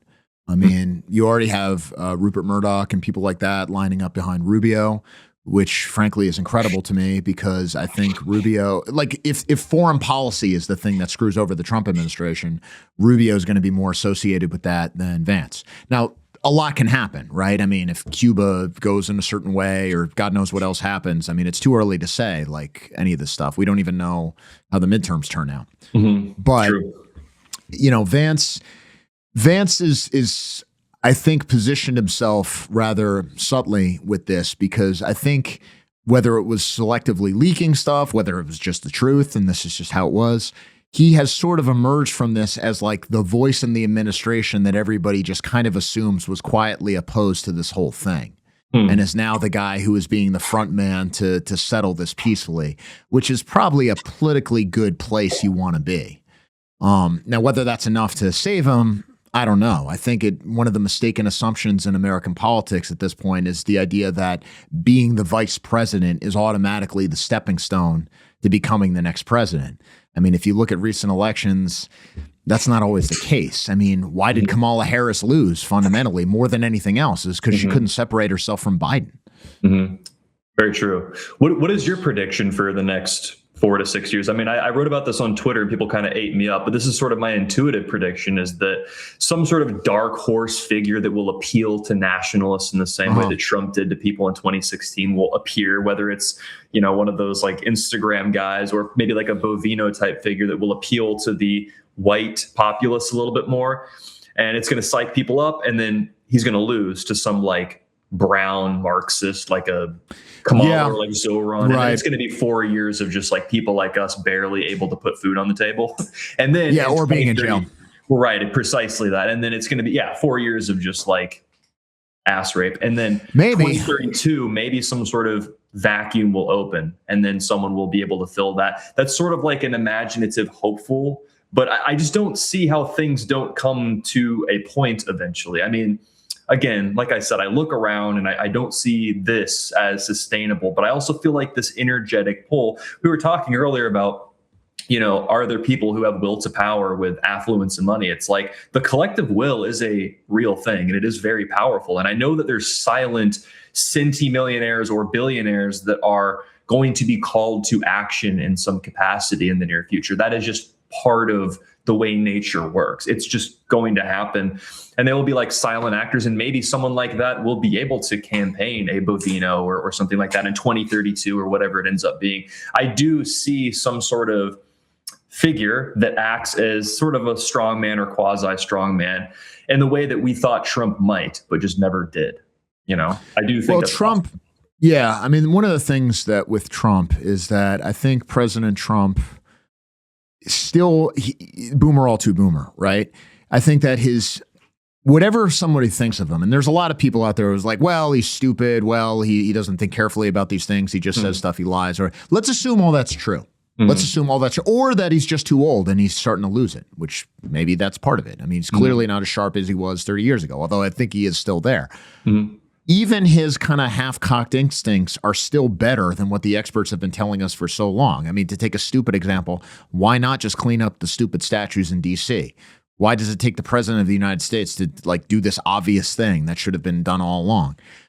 But the problem with Trump is that he is still curtailed by the courts and all these institutions that prevent him from going all the way with this stuff. And even though he talks a good game about like, you know, quoting Napoleon or portraying himself as a king or whatever else, he's never actually done it. He's never actually like defied a court order. He's never actually stepped over these things. And even if he wanted to, are the people ready for that step? You know, it's a big step. Historically, the only way you get away with something like that is if you're in a war, like a real war. And then you're like, you can do FDR, or you can do Lincoln. There's that thing called the Lincoln Project. The actual Lincoln Project is when you like arrest the reporters who don't like you and throw them in jail forever. I think that's to some extent what it might take. I think Vance has more will and more subtleties in some ways. I think Vance, the nomination is his if he wants it. But I'm not entirely persuaded he's going to run. I think that he is not going to take the fall in 2028 if he sees it as a lost cause. It's too early to say. What I do think is going to happen, and here I agree with you, is I think the movement right now, where all the vitality, all the youthful energy, all the positive press, where there's like a real sense of something is happening, is this sort of democratic socialist of America type third world energy that you get out of places like New York and Seattle and all these other places, because it's very easy to sell. I mean, it's essentially Obama all over again. It's hope, it's change, it's youthful optimism. It's we have the power to begin the world anew. We're going to do all these amazing things.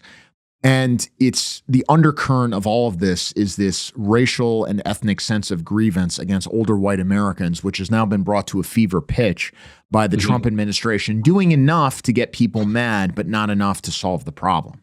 And again, I want to be clear with President Trump. I don't entirely blame Trump for this. It's just that if you want to do something like mass deportations, the screwed up reality of the American system right now is to enforce the law. You pretty much have to break the law. Yep.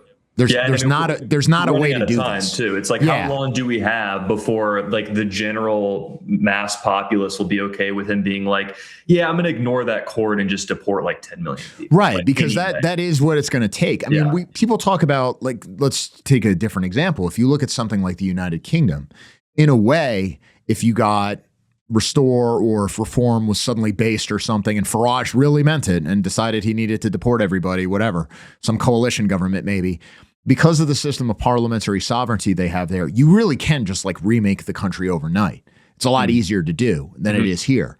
Here, you've got power divided in such a way where it's almost impossible to carry out a real national agenda. And the problem is that is what it's going to take. I think that the system of government that we have now has been so skewed that it's just not fit for purpose anymore. Congress does not legislate. Every random judge can stop a national policy, and these judges are being put in place because of their race or their sex or their immigration status or whatever else. We either break this system or it breaks us. The question is, when are people ready for that? Trump is the guy who has sort of hinted at us going in this direction. He's not the guy who takes us there. But then again, if he tried to, there's a lot of people out there who are saying like, oh, well, why doesn't Trump go all the way? It's like, well, look, if you didn't even vote for him, you expect him to become Caesar? How's that going to work? I mean, you're going to need somebody who has like a fanatical following, the likes of which you wouldn't believe, to go that far. But that is what it's going to take. And probably it's going to take, I'm not one of these people who thinks the system is going to collapse or something, but it'll probably take some atmosphere of crisis, being fiscal or military. I mean, traditionally, the only way these sorts of problems get solved is in a wartime atmosphere. We're about to run out of fucking oil. We're living off our oil reserves right now. We have 3 weeks left. Right. That's why they're cutting the deal with Iran. I mean, it's not that like Iran won the war. It's that like America can't do this kind of thing unless the people are willing to undergo a certain amount of economic disruption, and we're not that people anymore. We're too ethnically divided. It's a great point. Yeah, we could be willing to go through that if it was in pursuit of a goal that we actually support. Well, that's just another foreign war that people are paying for. We don't even know why that's like the average person doesn't even know why that's happening. Yeah. You know? And nobody thinks this is in America's interest. I mean, like the best argument people can come up with is like, oh, do you remember like the Iranian hostage crisis or something? And it's like, okay, I'm older than dirt and that happened before I was born. Like, what are we talking about here? This is not, all the people who made that decision are dead. Like there's nothing to go with here. I mean, this gets to one of the other things that I think is going to be a big divide on the right now, which is what do you do with the Israel lobby? What do you do with this sort of foreign policy? Because I can tell you right now, Ted Cruz is going to run for president, and Ted Cruz is going to run as the candidate of restoration. I mean, this is why he's been on the crusade against Tucker Carlson. This is why he talks about Israel all the time. He is going to be the guy who kind of sucks up a lot of these donors and tries to bring back the good old-fashioned conservatism. And it's going to be interesting to see who is going to be the one to push back against that, because is Rubio all that different from Ted Cruz? What happens if the two frontrunners become Rubio and Cruz? Then what do people do?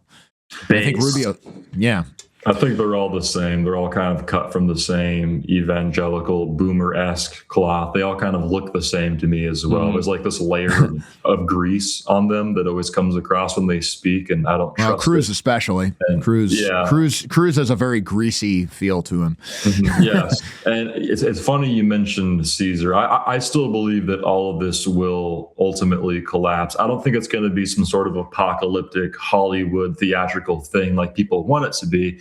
But necessarily, as things continue to decay financially, morally, and also in terms of like the level of capital inside these institutions, things are going to have to fall apart and something else is going to have to step in. And so I think we will require a leader that has the intestinal fortitude to cross the Rubicon, so to speak. Whereas somebody like Trump, I see him as somebody who's more preoccupied with appearing like he can cross the Rubicon. And that really came through with his effort with the mass deportations. I mean, he capitulated after 2 people died. That's all it took for him to throw in the towel. And what is it really going to take for someone to come in and get the job done? It's going to have to be a group of people that are fanatically supporting a Caesar-esque strongman figure. And I think the only way to facilitate that kind of support base is not to implicitly throw out little mild dog whistles. It's going to have to be somebody who explicitly says, this is who I am, this is what I believe in, and this is the direction that we're going in. We don't really have that anywhere in politics. And even if it's unpopular or unlikely, I think that that kind of aura is so unconventional relative to mainstream politics that it would be powerful enough to just cut through everything else. If anything, it would just be more refreshing to see a white man who's pro-white say, this is what I believe, and this is what we're going to do about it. I think that would actually work. And Trump has all those raw materials. He possessed and had the cult of personality to do something like that. He just never actually really believed in these things because he's a businessman. He's a showman. He wants to feed into these narcissistic tendencies. That's sort of how I've begun to feel about him as of late. He could have been that if he really wanted to. It's just, it didn't work. It wasn't in his best interest at the time. You know, he's done some good things. There's been some good policies, but largely I see him as a performer, like a political performer. And he's good at it too. He is good at it. Yeah. I think it's fundamentally a question of age. I mean, I still think of him fundamentally as a creature of the 80s, and he was at his height in popular culture and really became like a public figure at a time when American culture was kind of in its Indian summer. Things basically worked. And if you look at the way he talks and everything else, he's basically a cheerleader for America. You know, America's back. You know, oh, look, our sports team won. Isn't this great? We're all in this together and everything else. He is still fundamentally wedded to this America that doesn't really exist. And it's not because he's stupid. It's not because he's cowardly. It's because when it comes to people of a certain age, the mental model of what the world is basically frozen by 25. Like, even if someone knows, like, okay, here's the demographics, when it comes to the way they think about the country, they still think it's the demographics of 1980. They still think like the country is 85% white or whatever it is. Really, if you were a right winger trying to govern America, you basically have to impose essentially an occupation government, because there are whole cities and practically whole states at this point that for all intents and purposes are just not part of the country in any significant sense. And Donald Trump is not someone who can accept that reality. The other thing is that he is also someone who, and again, I think this is a question of age, and I don't mean this as condemnation. I think that it's actually because he's like too nice. He's actually not what all these people say he is. He wants the respect of the elite institutions. He still cares about who Time Magazine puts on his cover. Yep. I mean, does anyone our age care about that? No. Yeah. He still wants the New York Times to write like a nice editorial about him. He talks about that in Art of the Deal. And that's because in some level, he actually is the last American. He actually is the guy who still believes in the American system and wants the American system to run the way it's supposed to. All these people on the left, all these reporters are saying he's like a huge threat to the Constitution and he's an authoritarian and all these things. That's not true at all.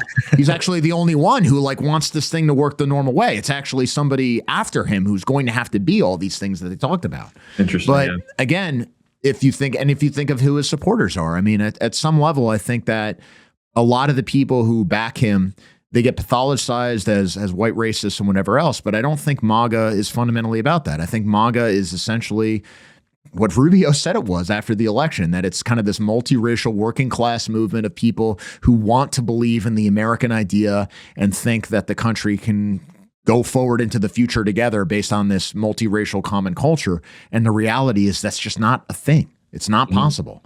Maybe it's a beautiful dream if you're 65 years old and watching Fox News or something, but that's just not the world we live in. It's almost like the largest form of civic nationalism that we've ever seen before. Right. But I think that maybe what we have to understand, and this is why, and again, this could just be the conservatism that comes with age, maybe why I still remain pretty friendly to President Trump despite it all, is that this is probably a stage we just kind of have to go to. You don't get to go from like Ronald Reagan to Augusto Pinochet. Like there are other stages in between that people have to go through. There are levels to this game. And I think that unfortunately the level that's coming next is the period of like hard left, no kidding, no shit repression that we're all going to have to go through. A lot of people are like, oh, there's no difference between the two parties. It's like, get ready, guys. Like you're about to find out what's coming. Yes. Yes, indeed. It's going to be a lot of fun. It's going to be very ugly. And then I believe we're going to win. It's going to radicalize a lot of normies too. Yeah. And it's going to radicalize the people on our side. And look, fundamentally, it's not going to wake up the masses because the masses don't wake up, but it's going to radicalize some of them. And more importantly, it's going to radicalize us. And it's going to make us more cohesive and serious because the people who go through this and come out the other side are going to be hard as iron. That's right. Perhaps it'll be something like I heard you describing. The GOP and sort of moderate milquetoast conservatives will end up being absorbed by nationalist leaders and figures because they won't really have what it takes to defend against the tidal wave of what is coming. And so they might come to us almost as like a survival mechanism. And I think that our movement really will be the one that is able to push back the tide. And they secretly want the same things. You know? They do. Yes, Some of them do. Some of them do. Some of them, sure. They just don't really say it, is what it comes down to.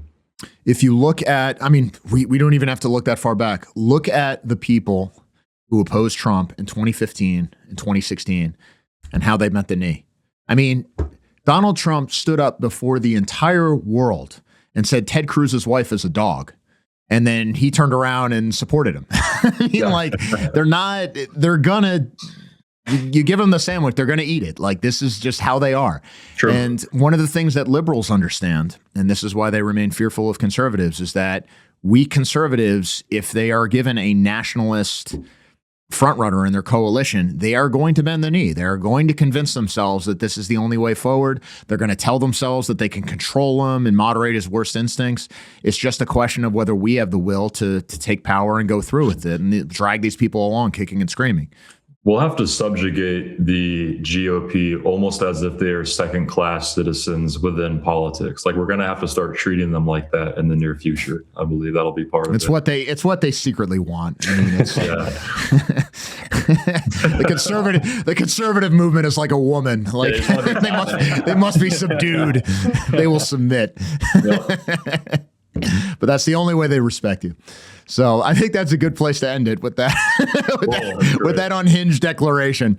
Right. But where do you guys, where can people find you and how can they support you? Because I know you guys have your stuff all over social media. Frojax. So I'm Fro, he's Jax. We go by Frojax, Frojax, Frojax official on YouTube. At Frojax _ on everything else. Instagram. I made a new TikTok recently. I didn't tell you about that, but we got banned already at like 100 followers. X at Frojax _ our long form, that's where we focus. Cause I mean, we do a lot of like funny stuff, shock jock stuff on Instagram, nothing too crazy, but that's sort of to get the viewership. But most of the stuff, thought pieces, interviews, stuff like this, long form, YouTube, and then Rumble. That's kind of, once the Dems win in 2020, that'll be our only oasis. So find us on Rumble at Frojax official there as well. And we appreciate you having us on, Kevin. We really like your show. We found you recently, and we think that you're a really good thinker. You have a lot of original takes, and it's not a mystery why Jared Taylor thinks so highly of you. The first thing that I thought when I saw you, we were talking about your physiognomy. We liked your physiognomy because it's trustworthy.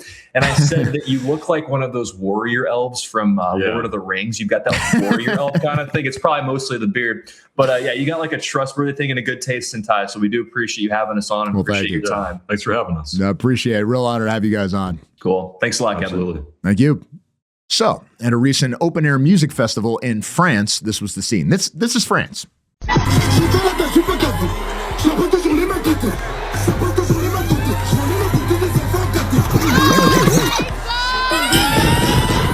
great Martin Sellner commented, an open-air, cost-free French music festival descends into an Afro-Arab riot with stabbings and rapes. In an Africanized country, everything that is free becomes unsafe. Now, is this not the story of American life? People on the left will talk about public institutions, free public transportation, community resource centers, we're going to have more parks, we're going to do all these great things.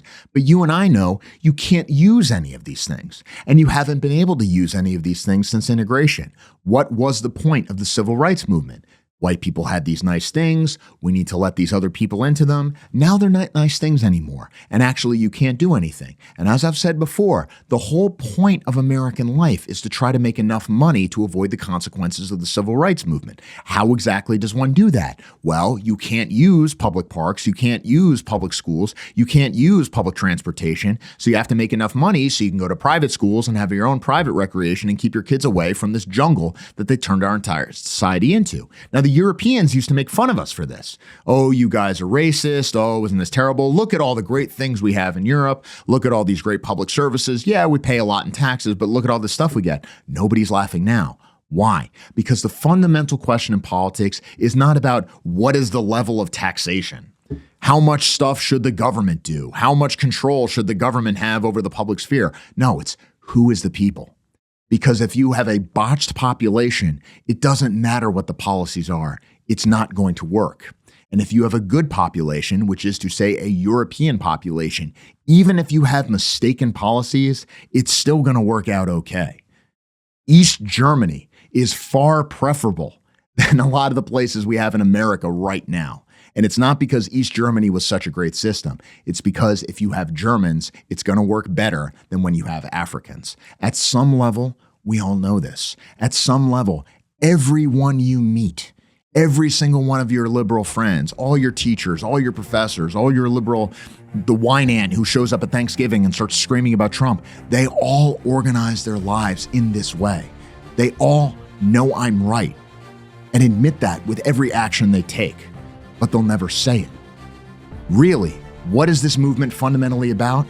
It's getting people to finally admit that what they know to be true in their heart is something that can be said with their mouth. All we need to do is get people to act in the way that they already know to be true. Everything else follows from that. I'm Kevin DeAnna. We'll talk again real soon.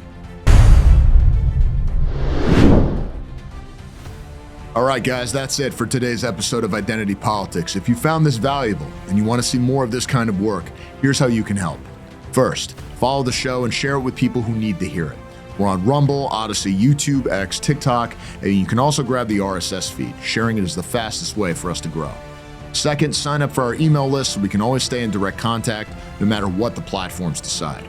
And most importantly, if you believe in our mission and want to keep it going, please consider supporting us on Ko-Fi. You can donate once or subscribe at the bronze, silver, gold, or white level. Every contribution, big or small, helps keep Identity Politics independent and alive. All the links are in the description below. Thanks for watching. Thanks for supporting. We'll see you next time.